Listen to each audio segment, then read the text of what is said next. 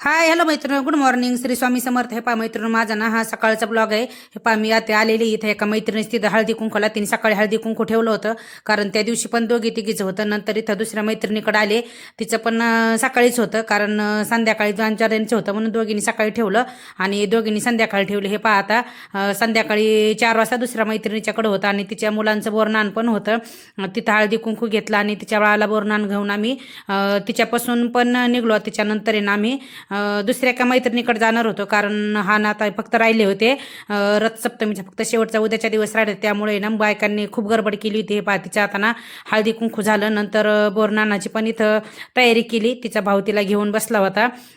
छान कार्यक्रम झाला तिथं बी. मस्त आम्ही एन्जॉय पण केलं, रील्स पण केल्या तिथं बी. हे पहा मुलं कसे चॉकलेट वगैरे घ्यायसाठी, आणि त्याच्यानंतर मी पण बसले होते मैत्रिणी ते चॉकलेट घेण्यासाठी. बाळाला आंघोळ घालायला गेले आणि तिथं मी पण गोळा करून घेतल्या, कारण जिथं जाईन तिथं मी बाळाला आंघोळ घालताना मी पण असते चॉकलेट गोळा करायला. नंतर आता इथं आलो आम्ही दुसऱ्या मैत्रिणीकडं. तिच्या तिथं पण तिच्या पण बाळाची बोरनान होतं आणि हळदी कुंकू पण होतं. दोन्ही बायकांनी काय केलं ह्यावेळेस, भरपूर जणांनी हळदी कुंकू आणि बोरनान एकत्र ठेवलं. त्याच्यानंतर आम्ही हळदी कुंकू घेतलं आणि इथं बाळाला बोरनान करून आम्ही परत तिच्या तिथून पण दुसऱ्या एका मैत्रिणीकडे जाणार होतो, कारण ह्यांना ना जास्त हे बाहेर जॉबवाले आहेत, ह्यांना रविवारी सुट्टी असते म्हणून ह्यांचं हे सगळ्या जणींचं रविवारी झालेलं हळदी कुंकू हे आणि बाळाचं बोरनान पण. त्याच्यानंतर तिच्या बाळाला आम्ही इथं पण मी आंघोळ घालायला गेले, तिथं पण मी हे चॉकलेट गोळा केल्या, कारण माझी ती सवय काही जात नाही. आपलं काहीतरी मस्त आपलं एन्जॉय म्हणून आपलं करायचं. नंतर मी गेल्यास नंतर दुसऱ्या पण बायका आल्या. नंतर ही लास्ट मैत्रीण होती.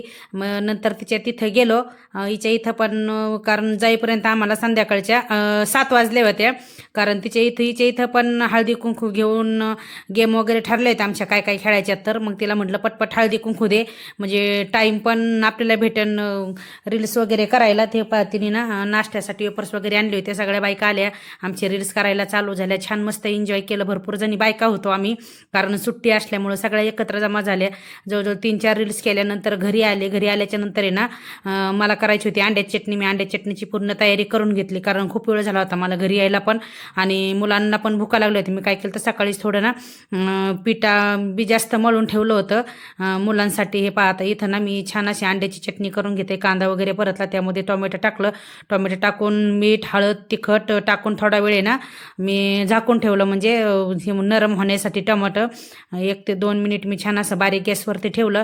नंतर झाकून काढलं तर छान असं मऊ झालं होतं कांदा आणि टोमॅटो. नंतर त्यामध्ये कोथिंबीर टाकून घेतली. कोथिंबीर टाकल्यानंतर परत एक वेळेस मिक्स केला आणि फोडलेली अंडे मी त्यामध्ये टाकून घेतले. मैत्रिणी, तुम्हाला जर अंड्याची चटणी जर माझा पूर्ण व्हिडिओ बघायचा असेल ना, तर मला कमेंट्समध्ये सांगा, मी त्याचा पण एक ब्लॉग बनवेल. हे पहा मैत्रिणी, झाली अंड्याची चटणी बनवून. आजच्या पुरतं एवढंच. बाय, भेटू नेक्स्ट ब्लॉगमध्ये.